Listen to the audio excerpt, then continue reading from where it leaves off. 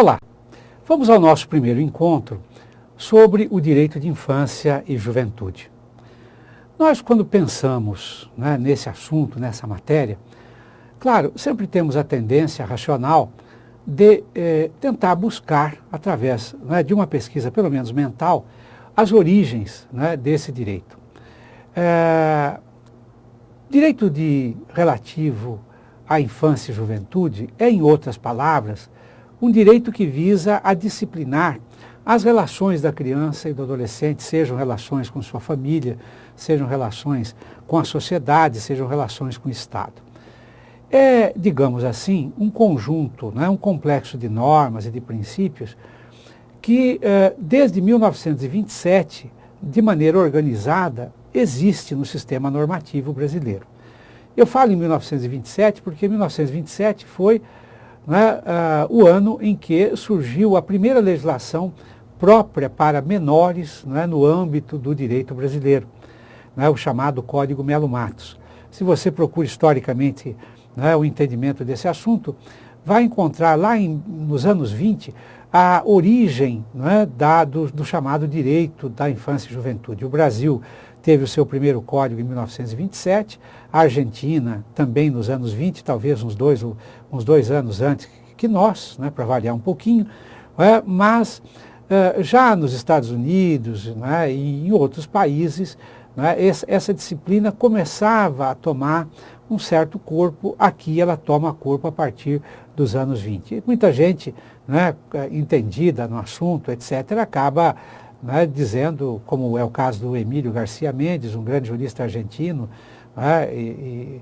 um grande, digamos assim, estudioso do direito da infância, mas muitos dizem que os anos 20 foram anos que favoreceram muito o estudo do direito de infância por uma razão básica, isto é, a medicina se desenvolveu naquele momento de uma maneira extraordinária, e a própria medicina conseguia demonstrar ao lado da pedagogia as distinções, não só físicas, orgânicas, etc., mas também intelectuais, entre a criança, o jovem e a pessoa adulta. Com o reforço dos argumentos científicos trazidos pela medicina e também pela pedagogia, que cada vez se firmava mais desde o final do século XIX, como uma ciência, essa estrutura permitiu a nós todos o entendimento de que a criança e o adolescente eram seres humanos diferenciados, não eram seres humanos a serem entendidos como homens ou mulheres comuns, já adultos, etc., pela diversificação, não só da situação orgânica, como da situação psíquica, etc. e tal. E aí o fato de os anos 20 serem os anos em que houve uma preocupação mais acentuada. No Brasil, em 27, em 1927, do século passado, nós então tivemos o primeiro Código Melo Matos, que, a bem da verdade, não era um código, porque vale a pena afirmar a vocês que sempre houve, de um modo ou de outro, uma legislação sobre menores. Isto era um fato corrente. O que sucedeu com o juiz Melo Matos, que se preocupou em formular um código, é que ele promoveu, na verdade, uma consolidação. Ele juntou diversas legislações esparsas sobre menores e aí as condensou de uma maneira racional naquilo que deu ou que veio a ser o chamado Código Melo Matos de 1927. A partir daí nós começamos a ter uma legislação de menores. Mas, na verdade, nós estamos aqui a estudar não o direito do menor. Isto vale a pena que fique claro para você, porque nós estamos aqui a estudar um direito de infância e juventude. E é óbvio que você tem todo o direito à curiosidade, o direito a saber por que há uma diferença entre direito do menor e direito de infância. Claro que, esclarecido que é, você sabe, em verdade, que isso se deve a uma concepção, isto é, a doutrina que fundamentava o direito do menor e a doutrina que fundamenta hoje o direito de infância. Se é verdade que nós sempre tivemos um direito do menor, pelo menos de uma forma mais acabada, desde o ano de 1927 do século passado, é também uma grande verdade o fato de que isto se alterou e se modificou radicalmente com a Constituição de 1988. Claramente você sabe que a Constituição de 1988, ela nos nos inseriu num contexto novo, o contexto do Estado Democrático de Direito, que teve seus reflexos, evidentemente, no campo do direito da criança e do adolescente. Esses reflexos, né, que são provenientes desta nova formulação política do Estado brasileiro, Estado Democrático e Social de Direito, né, como preferimos nós, né, essa nova formulação permitiu o surgimento do direito de infância à medida que o espírito democrático, né, que ensejou as novas diretrizes da Constituição Federal, exigiu também, né, uma alteração de rumos no tratamento jurídico da questão da infância no Brasil, né, que sempre foi um problema a partir, sobretudo, da exclusão social, sobretudo a partir das dificuldades de uma sociedade hierarquizada e antiquada, né, até mesmo no ambiente familiar, quanto ao cuidado com os filhos, etc. e tal. Então, é claro que esse novo espírito democrático, né, toma vulto na Constituição e obriga o Constituinte também, né, a ceder nesses passos, né, a movimentos sociais que buscavam intensamente a alteração de rumos no campo do tratamento jurídico da criança e do adolescente. Você me ouviu bem, né, o Constituinte, né, não é que fez isto espontaneamente, ele foi impelido a isto por força dos movimentos sociais de proteção à infância, que à época da Constituinte se organizaram muito fortemente, muito, né, solidamente, para ir buscar respostas importantes a serem inseridas no texto constitucional. E claro, aí é que começa a nova história do direito de infância. Essa nova história começa a partir, né, da assunção pelo Constituinte de uma doutrina nova, né, de uma postura nova relativamente a essa matéria. Você certamente já leu demais, já viu muito, né? Já ouviu muito falar da chamada doutrina da proteção integral. Aliás, essa doutrina, né, se você bem se lembra, aparece no artigo 1º do Estatuto da Criança e do Adolescente, né, que trata exatamente de dizer que esta lei, né, dispõe sobre a proteção integral da criança e do adolescente. Né, esses dizeres do artigo 1º do Estatuto da Criança e do Adolescente não são dizeres soltos, né, autônomos, sem um significado maior, muito ao contrário, né, é uma disposição que reflete, em verdade, uma postura filosófica, né, uma postura ideológica acerca do tratamento da criança e do adolescente. Postura que você também pode encontrar no dispositivo do artigo 227 da Constituição Federal, que, obviamente, não é menos relevante do que este, porque dá fundamento a este. E, ora, e o que propõe, né, o 227 da Constituição Federal? Também a proteção integral. O que ali está consagrado e está posto. Não é? Quando você analisa o artigo 227 da Constituição Federal, onde o Constituinte inscreve lá o seguinte, que compete à família, à sociedade, ao Estado garantir com prioridade absoluta em favor da criança e do adolescente, né, o direito à vida, o direito à saúde, à educação, à alimentação, à família, ao convívio familiar, etc., etc., né, mantendo-a livre, né, de qualquer perseguição, violência, etc., etc., etc. Ou seja, quando o artigo 227 da Constituição, né, traz essa disposição, fica claro para nós também que o primeiro a assumir, né, a assimilar a doutrina da proteção integral é efetivamente o Constituinte. E é isto que contagia, afinal de contas, o legislador estatutário, que na Lei 8.069/90, reflexo da Constituição, em seu artigo 1º, fala desde logo na proteção integral, como você está vendo. Mas proteção integral é um conceito, né? Proteção integral não é uma expressão solta, uma expressão meramente idealista, filosófica, né, por detrás da qual nada haveria. Ao contrário, né? Quanto mais a gente aproxima a nossa lente do estudo da doutrina da proteção integral, nós vamos aí encontrar ideias que para a época eram ideias objetivamente novas, e se me permitem dizer, até hoje continuam sendo, porque muita gente ainda não compreendeu, né, o sentido exato da expressão da proteção integral. E você me perguntaria, bem, o que é a proteção integral? Né? O que é a proteção integral? Essa é uma expressão boa, né? Porque veja só, proteção integral de quê? Muito bem, para que você compreenda com exatidão, né, a ideia de proteção integral, é preciso que você compreenda os pontos de partida do Constituinte e do legislador estatutário. O Constituinte, por exemplo, assim como o legislador estatutário, partem do pressuposto de que crianças e jovens são pessoas, mas de condição diferenciada.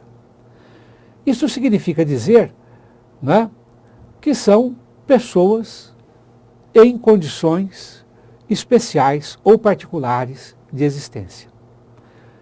São seres humanos vulneráveis. Vulneráveis porque dependentes, evidentemente, da assistência externa, né, ou da facilitação proveniente do meio, para que possam desenvolver completamente, né, a sua personalidade no sentido físico, mental, psíquico e moral dessa expressão. Na verdade, né, o Constituinte, tanto quanto o legislador estatutário, ao admitirem a doutrina da proteção integral, passam a considerar crianças e jovens pessoas em condição peculiar, pessoas em formação, e, portanto, dependentes, né, naturalmente, de uma proteção mais efetiva, tanto por parte do Estado, como por parte da família, como ainda por parte da sociedade, como um elemento absolutamente imprescindível à sua evolução, ao desenvolvimento pleno da personalidade. É nesse sentido que entra a expressão proteção integral para que, afinal de contas, fique muito certo o seguinte: proteção integral significa proteção à criança e ao jovem, pessoas em condições peculiares, não é? Para que possam desenvolver integralmente, livremente, autonomamente, harmoniosamente e adequadamente, né, todos os fatores inerentes à sua personalidade. Fatores esses que, eu volto a dizer, são físicos, mentais, psíquicos, né, morais, etc. A ideia de proteção integral, portanto, é a ideia de uma tutela jurídica à criança que garanta a ela o pleno, harmônico e integral desenvolvimento das suas potencialidades. E é isto o que reflete a ideia da proteção integral como doutrina, não é, que veio habitar o nosso sistema desde o texto constitucional de 88, transferindo-se depois, como é óbvio, não é, ao texto do Estatuto da Criança e do Adolescente, não é, a Lei 8.069/90, que é uma consequência natural do texto constitucional. E é esta a ideia da proteção integral, não é, uma filosofia que vai, então, não é, no mundo jurídico, refletir-se de tal modo a aceitar-se, em primeiro lugar, que crianças e jovens são pessoas diferenciadas em condição peculiar de desenvolvimento e, portanto, carentes de uma atenção especial do Estado, da família, da sociedade, para que se garanta a elas, né, o integral desenvolvimento de sua personalidade ou de suas potencialidades físicas, mentais, psíquicas, como se queira. Esta é a ideia geral da proteção integral. É claro que a proteção integral se desdobra, por outro lado, num aspecto que não pode ser esquecido, vale dizer. Não é? Como promover-se a proteção integral? Como promover-se a proteção integral? Não é? O como é que é o importante, porque a proteção integral só fica assegurada juridicamente a partir do momento em que duas coisas acontecem concomitantemente. A primeira delas é a de se determinar, em relação à criança e ao adolescente, uma condição jurídica de sujeitos plenos de direito. Vale dizer, o primeiro aspecto relevante e a primeira consequência natural, prática e concreta da proteção integral está em se atribuir à criança e ao adolescente, esta condição de sujeito pleno de direitos. O que vale comentar, muita gente via com reservas à época do Estatuto da Criança e do Adolescente. Por outro lado, eu dizia, juntamente a isso, deve concomitantemente incidir uma outra forma de intervenção jurídica para que essa tutela da proteção integral, com base na proteção integral, se torne efetiva. Ou seja, esta proteção integral deve se fazer por intermédio de direitos fundamentais específicos, né? Não só convertendo-se, portanto, a criança e adolescente em sujeitos plenos de direito, como era de se esperar, mas também, não é, atribuindo-se a esses sujeitos direitos fundamentais próprios, adequados a pessoas que se encontrem na sua quadra de vida. E exatamente esses dois fatores é que combinadamente caracterizam, não é, a chamada proteção integral. Isto é, a conversão da criança e adolescente em sujeitos plenos de direito. E, em segundo lugar, claro, a atribuição de direitos fundamentais próprios para pessoas na sua condição de vida, não é, como meio indicado para a tutela, não é, decorrente da necessária proteção integral. E é isto que fazem, né, o Estatuto e o texto constitucional, e é aí que residem, evidentemente, os paradigmas completamente novos, que inauguram uma nova fase, né, no desenvolvimento do chamado direito da criança e do adolescente, que passa, assim, da antiga condição, não é, do direito do menor à condição do direito de infância e juventude, pós-Constituição de 88, ou seja, um direito, não é, consagrado a uma perspectiva democrática, a um tratamento jurídico democrático da infância, através da atribuição de direitos fundamentais na conversão de crianças e adolescentes em sujeitos plenos de direito. Então, esses são os fatores característicos, não é, basicamente, da chamada doutrina da proteção integral. Talvez você tenha, não é, a dúvida e quisesse, nesse instante, me questionar sobre se esta já não era uma ideia existente ao tempo do antigo Código de Menores, formulado em 1979, não é? Portanto, um pouco mais de 10 anos antes, né, da Constituição de 88. Será que essa mesma perspectiva já não existia ali, naquela legislação dita menorista, não é, e típica e representativa do chamado anterior direito do menor? Olha, eu posso dizer a você que não, e seguramente não, por uma razão.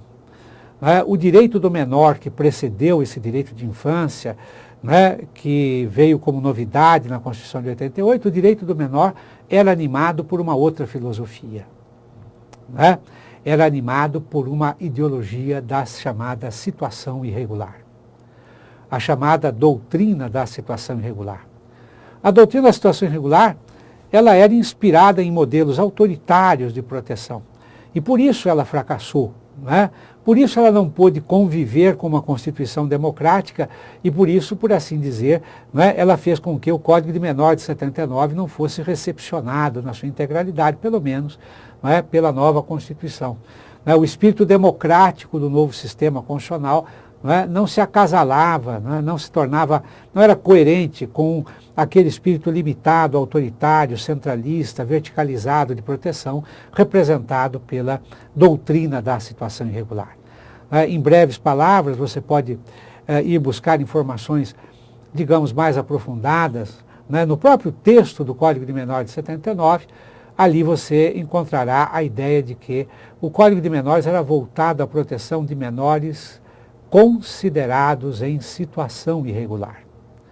E menores considerados em situação irregular eram menores que tinham dificuldades de relacionamento social, dificuldades de relacionamento com a família, ou autores de ato infracional, ou, pasme você, atingidos pela situação de pobreza. A pobreza bastava, para se atribuir ao menor a condição de menor em situação irregular. Veja que o pressuposto da proteção legal à época do Código de Menores era um estigma, o estigma da situação irregular. E, portanto, era um código que não permitia ao menor voz própria, não permitia ao menor um atendimento que correspondesse ao seu interesse, porque esse atendimento deveria corresponder antes ao interesse de Estado, ao interesse maior e verticalizado que se colocava naquela proteção toda hierarquizada, como era própria da estrutura do anterior Código de Menores. E isto é que fez com que ele não resistisse. A doutrina da situação irregular era uma doutrina que trazia não é? Um estigma permanente àqueles que eram eventualmente socorridos ou atendidos pelo judiciário, principal órgão à época, para a atenção à criança, ao jovem da época, ao chamado menor da época. Veja que o estigma ele se cristalizou de uma maneira tão aprofundada, tão consolidada, que hoje em dia ninguém mais fala menor. Eu peço a você encarecidamente que não anote na sua prova a expressão menor. Não faça isto nunca. Nós usamos sempre a expressão criança e adolescente porque a expressão menor tomou um sentido, uma conotação negativa. Os de menores, à época do Código, eram aqueles que tinham sempre uma perspectiva negativa, uma visão, eram frutos, ou melhor, eram produto de uma visão negativa da sociedade de um modo geral. O menor era sempre identificado como aquela pessoa autora de ato infracional, etc., etc., o pequeno furtador, aquele que tinha uma indisposição com a vida familiar, etc. e tal. E é com esse sistema autoritário, centralista, no qual cabia ao magistrado a ser o símbolo da única forma de proteção, que estendia uma proteção nada democrática, uma proteção autoritária sobre o menor, é com isto que rompeu tanto a Constituição de 88 quanto o ECA, porque elegemos a partir de então a doutrina da proteção integral mais democrática, mais arejada, mais igualitária, em que a criança e o jovem são considerados sujeitos de direito e, portanto, têm voz, têm possibilidade de influenciarem, inclusive, serem ouvidos no próprio atendimento que se lhes presta através dos órgãos que estão comprometidos com o sistema de garantias. Então, isto aqui é o fator importante e que surge como novidade e que vai consolidar um direito novo, um direito sobre novos paradigmas democráticos, assentados sobre direitos fundamentais e que se fixa por intermédio do Estatuto da Criança e do Adolescente e do novo texto constitucional. É assim que nasce, é assim que tem lugar esse novo direito de infância. E é com base na proteção integral que ele se erigiu, é com base na proteção integral que ele se compôs, que ele se formou e que se consolidou nesses últimos 25 anos de vigência do Estatuto da Criança e do Adolescente. Amigos e amigas, por hora é só, demos aqui uma pequena introdução ao assunto para que você já vá saboreando elementos que nós vamos discutir aqui ao longo das nossas aulas, para que você se apronte convenientemente para esse concurso. Ok?